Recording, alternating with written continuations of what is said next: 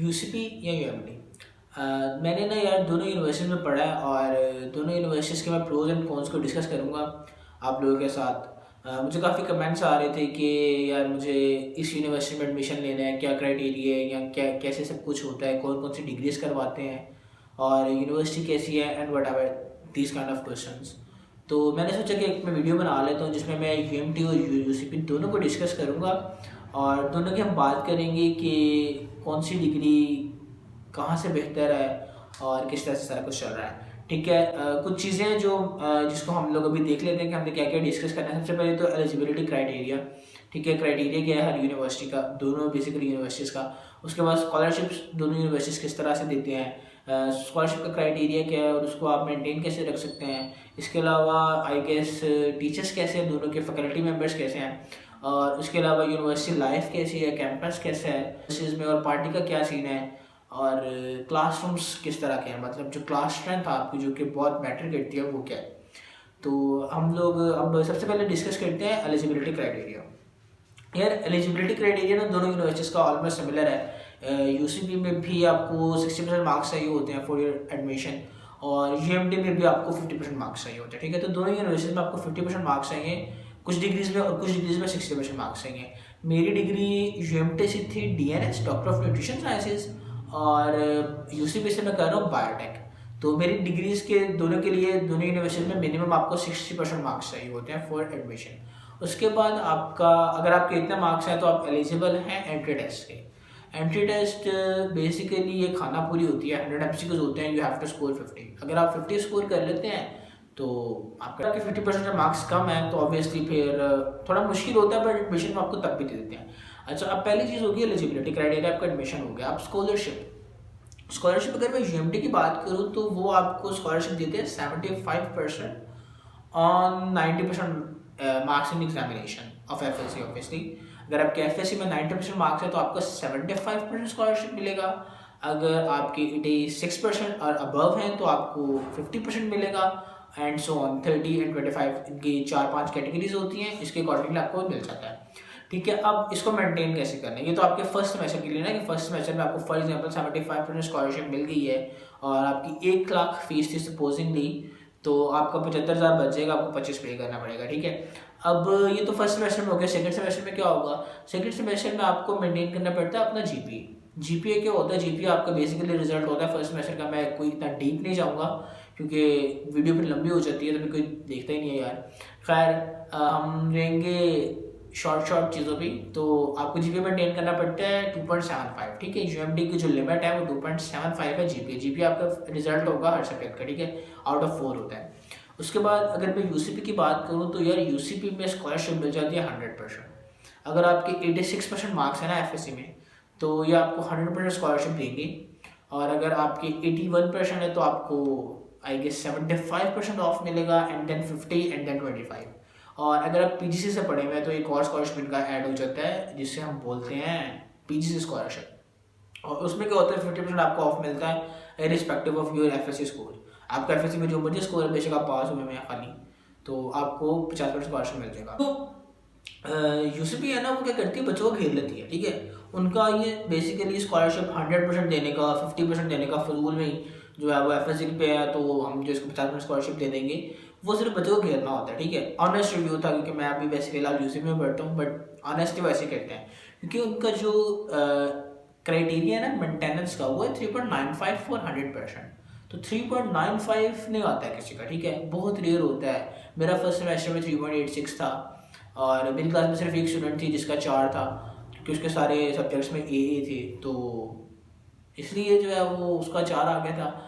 तो बहुत रेयर होता है। ठीक है, और आपको 75% के लिए स्कॉलरशिप के लिए आपको 3.90 मेंटेन करना पड़ता है और 50% के लिए आपको 3.5। तो खासा मुश्किल हो जाता है ये सब करना। ठीक है, ये होगी स्कॉलरशिप की बात। अब मैं बात करता हूँ ग्रेडिंग सिस्टम की। ग्रेडिंग सिस्टम यार यूसीपी में है एब्सोल्यूट, विच मीन्स कि अगर आपके 90 मार्क्स हैं तो यू विल गॉट ए, अगर 86 हैं तो ए नेगेटिव, अगर आपके 81 है तो B positive, and so on 5 marks के डिफरेंस के साथ। ठीक है, और अगर हम यूएमटी की बात करें तो यूएमटी में जो क्राइटेरिया है ना वो होता है रिलेटिव। रिलेटिव मीन्स कि क्लास में जो हाईएस्ट होंगे वहाँ से ए स्टार्ट हो जाएगा। सपोजिंगली कि अगर आपकी क्लास में 85 हाईएस्ट हैं तो 85 से ए हो जाएगा, फिर 80 पे जो है वो ए नेगेटिव होगा एंड सो ऑन 5 मार्क्स के डिफरेंस के साथ। ये चीज़ आपको ना मार देती है कई जगहों पर। अगर फॉर एग्जाम्पल आप कोई ऐसी डिग्री कर रहे हैं जिसमें मार्क्स पूरे आ जाते हैं या नहीं भी आते, टीचर दे देता है 98 आए हैं तो ए स्टार्ट होगा 98 से, ठीक है, फिर 20 ए नेगेटिव स्टार्ट होगा 93 से। तो फॉर एग्जाम्पल अगर आपके 91 मार्क्स भी आए हैं तो आपका ग्रेड होगा ए नेगेटिव। तो आपको कई दफ़ा ये बचा जाता है, कई दफ़ा ये मार जाता है, ठीक है। ये होगी ग्रेडिंग सिस्टम की बात। उसके बाद फैकल्टी यार दोनों की अच्छी थी, ठीक है। यूएमटी में भी अच्छी थी, टीचर्स बहुत अच्छे थे, कोऑपरेटिव थे, और यूसीपी के भी, ठीक है, बहुत अच्छे हैं। सारे तो नहीं होते दोनों जगह पे, क्योंकि अगर आपको 6 टीचर्स पढ़ा रहे हैं तो कभी भी ऐसा नहीं होगा कि 6 के 6 टीचर्स अच्छे हों। कुछ की मेथडोलॉजी आपको अच्छी नहीं लगेगी, कुछ का बिहेवियर आपको अच्छा नहीं लगेगा, या कुछ को आप अच्छे नहीं लगोगे। सो यू नो ना कि 6 के 6 टीचर आपको कभी भी अच्छे नहीं मिलते हैं। तो उस हिसाब से तो ठीक था। अब अगर मैं यूनिवर्सिटी में टीचर्स के साथ साथ लैब्स की भी बात करता जाऊँ तो ये यूएमटी में मैंने ये ऑब्जर्व किया कि लैब्स ना होने के बराबर है, ठीक है। वही सारी पुरानी चीज़ें पड़ी हुई हैं, उन्हीं पे जो है वो बच्चों को टलखाई जा रहे हैं और मज़ा नहीं आया मुझे, ठीक है। और अगर मैं यूसीपी की बात करूँ तो यार लैब्स हमारी बहुत अच्छी हैं, ठीक है। अगर कोई भी चीज़ आपको चाहिए होती है तो वो अगर एक लैब पे सपोज नहीं है तो वो नेक्स्ट लैब से पहले आपकी लैब में आ गई होती है। तो मतलब हमें कोई भी मुश्किल नहीं हुई, बेहतरीन लैब्स हैं हमारी, ठीक है। अब मैं बात करता हूँ कैंपस लाइफ की।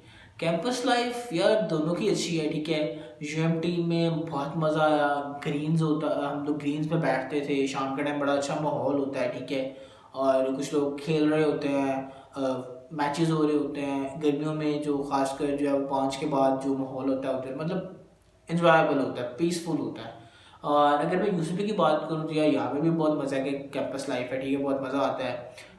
ऑलमोस्ट हर इवेंट हर वीक में कोई ना कोई इवेंट हो रहा होता है। आजकल तो कोरोना है तो थोड़ी कम है, मगर हमारे इवेंट्स बहुत हो रहे होते हैं, ठीक है। कभी कोई डीजे नाइट चल रही है, कभी कोई कॉन्सर्ट चल रहा है, कभी कोई ड्रामेटिक्स क्लब का कोई इवेंट चल रहा है, कभी बयान शान हो रहे हैं। मतलब हर वीक हर मंथ में 4-5 इवेंट होते हैं, ठीक है। तो आप ये लगा लें कि हर वीक कोई ना कोई इवेंट लाजमी होता है। उसके बाद इवेंट्स की बात चल रही है तो मैं बात कर लेता हूँ पार्टी शार्टी की। तो पार्टी शार्टी ये यूएमटी में बहुत कम है, ठीक है। यूएमटी में पूरे सेमेस्टर में शायद एक ओरिएंटेशन होती है, जबकि वो स्टॉल्स वगैरह उसके लगते हैं ग्रीन्स के अंदर, और कोई एक आधा सॉन्ग हो जाता है या कोई डांस हो जाता है या कोई इस तरह की छोटी मोटी चीज़ हो जाती है जो कि यूनिवर्सिटी के अपने स्टूडेंट्स कर रहे होते हैं, ठीक है ना। वो सोसाइटी के कुछ स्टूडेंट्स होते हैं जो कि इस तरह के काम कर रहे होते हैं, उसके अलावा कोई बाहर से नहीं आता। जबकि यूसीपी में वो तो मशहूर ही शायद इसलिए है कि बहुत पार्टी होती है यार, ठीक है। पार्टी से मीन्स के इवेंट्स बहुत ज़्यादा होते हैं और मज़ा आता है। तो अब मेरी अगर आपने कैंपस लाइफ देखनी है तो मैं यहाँ पे वीडियो का लिंक डाल देता हूँ, तो आप मेरी यूसीपी वाली जो है वो वीडियो देखें, आपको मज़ा आएगा, आपको बहुत मज़ा आएगा। खैर अब अच्छा यार अगर मैं क्लास स्ट्रेंथ की बात कर लूँ ना तो मैं यूएमटी से बहुत ज़्यादा जो है ना वो तंग आ गया था। मतलब तंग नहीं आ गया था, मतलब मुझे वो चीज़ पसंद नहीं है। यूएमटी में क्या होता है कि मोर देन 100 स्टूडेंट्स होते हैं क्लास में आपके, ठीक है। और वो बच्चे आपके क्लासमेट्स नहीं होते, बेसिकली वो किसी भी डिपार्टमेंट के हो सकते हैं। अगर आप बीएस मैथ्स कर रहे हैं फॉर एग्जांपल तो आपकी क्लास में बीएस फिजिक्स के बच्चे हो सकते हैं, आपकी क्लास में बीएस केमिस्ट्री के हो सकते हैं, बीएस कंप्यूटर साइंस के हो सकते हैं, और इवन मेडिकल के स्टूडेंट्स भी हो सकते हैं। मतलब अब जब मैं कर रहा था मेडिकल की डिग्री वहाँ से, तो मेरी क्लास में डीपीटी के भी थे, डीएनएस के हम लोग थे, उसके अलावा एमएलटी के थे। तो मतलब जितने भी वो डिग्रीज करा रहे होते हैं ना वो सब मर्ज होता है, फिक्स्ड होता है। अब मैंने बायोटेक में एडमिशन लिया था तो मेरे क्लास में सिर्फ बायोटेक के बच्चे थे और थे भी 50, ठीक है। जब मैंने स्टार्ट किया तो 51 थे। अब मेरा 5th सेमेस्टर जा रहा है और मेरी क्लास में 28-29 बच्चे हैं, और हम लोगों को किसी ने मर्ज नहीं किया, हम लोग 2.5 साल से इकट्ठे पढ़ रहे हैं, ठीक है। ना हमारे क्लास में कोई आया है ना हमारे क्लास से कोई गया है। तो ये चीज़ बेस्ट है। एक तरह से ये भी है कि यार डाइवर्सिटी नहीं मिलती आपको लिंक्स नहीं बनते इतने ज़्यादा। मतलब अच्छी भी है और बुरी भी है। अब आप लोगों ने, मैंने शुरू में कहा था कि प्रोज एंड कॉन्स में दोनों यूनिवर्सिटीज़ को बताऊंगा, तो आप लोगों ने डिसाइड करना है कि कौन सी यूनिवर्सिटी आपके लिए फिट है। मैंने आई गेस सारी चीज़ें डिस्कस कर ली है। अगर फिर भी मैं कोई चीज़ भूल गया और कुछ आप पूछना चाहें तो ऑब्वियसली आप कमेंट बॉक्स में मुझसे पूछ सकते हैं, मैं जवाब दे देता होता हूँ। बाकी आप लोगों ने मुझे बताना है कि आप कौन सी यूनिवर्सिटीज़ में फिट आ रहे हैं, ठीक है। और वहाँ पे आप एडमिशन लें, इंशाल्लाह दोनों यूनिवर्सिटीज़ अच्छी हैं। अगर वीडियो पसंद आई है तो यार इसको लाइक कर दें, चैनल को सब्सक्राइब कर दें और शेयर कर दें। Thank you.